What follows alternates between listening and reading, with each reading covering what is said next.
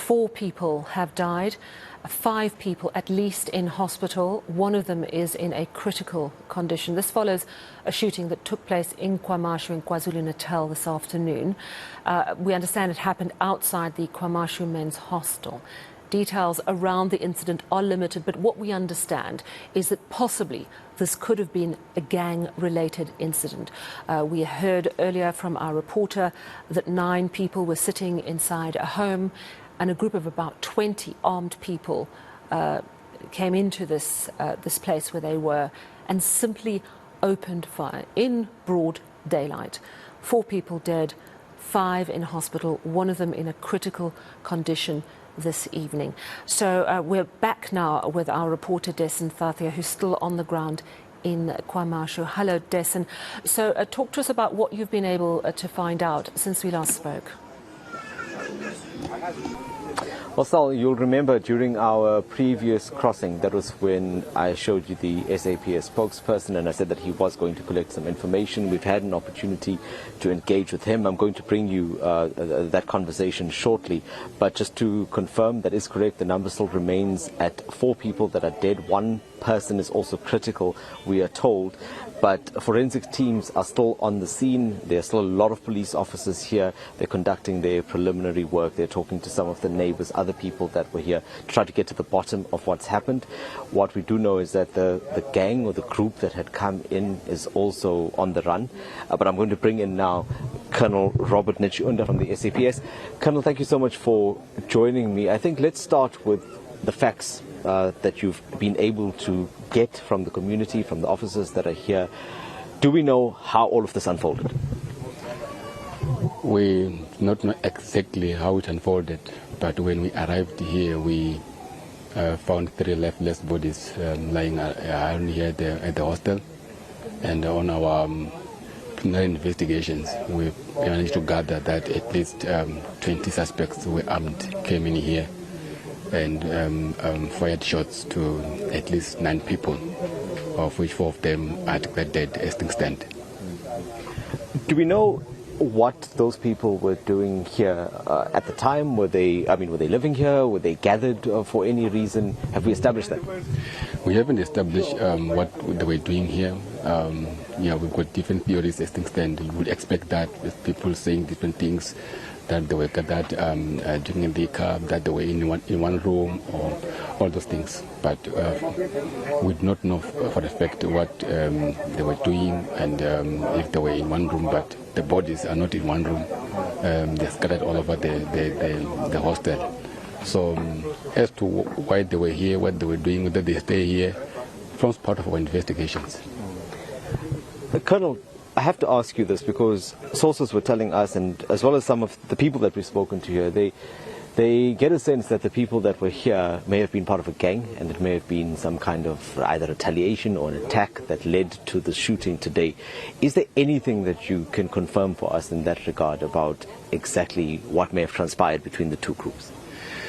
We would not want to speculate, but having spoken to the chief investigators here, a hitman in war battle could not be ruled out, but we're not putting our finger to it that it is exactly what caused the shooting here.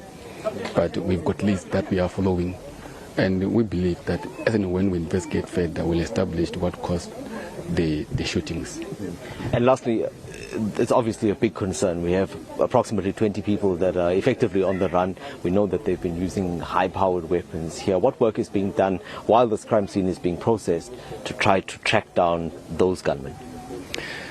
We have used our resources to gather as much information about them as possible, and also start the tracking and tracing.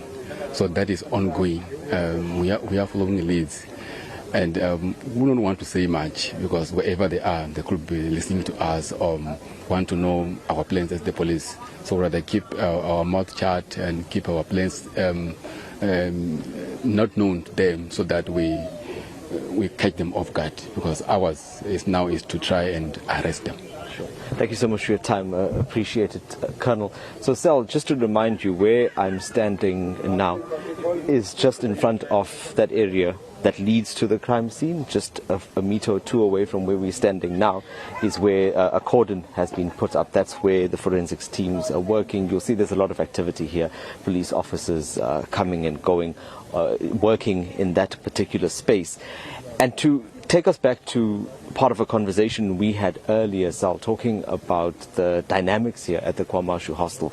I was saying to you that this has been an ongoing problem, and over the years there has been we've reported on several shootings here. There have been others that have taken place at some point almost weekly and monthly.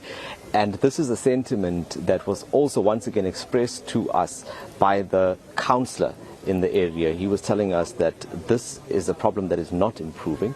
Violence still remains a massive issue and it's affecting this community.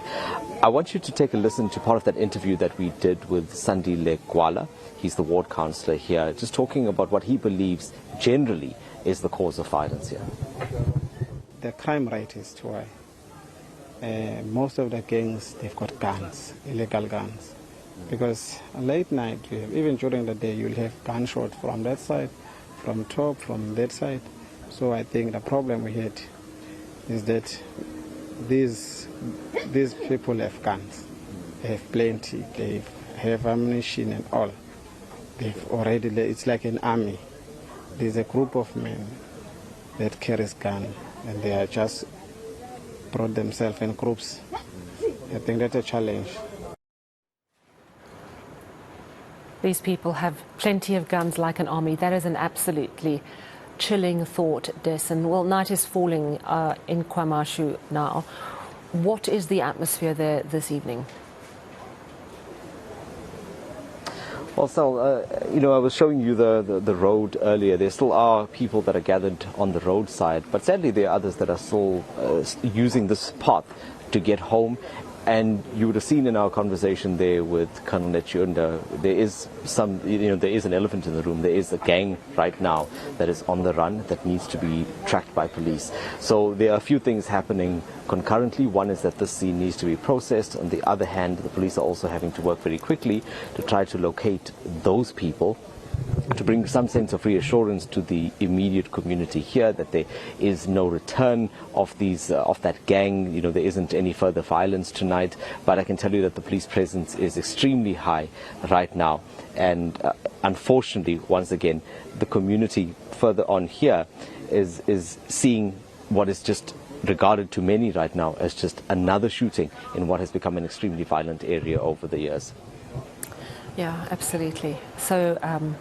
So normalized, the shooting dead of 4 people, with possibly one more person critical, so one hopes they pull through, but 5 others in hospital this evening. Thank you so much for that update from KwaMashu. eNCA's Dasen Thathiah.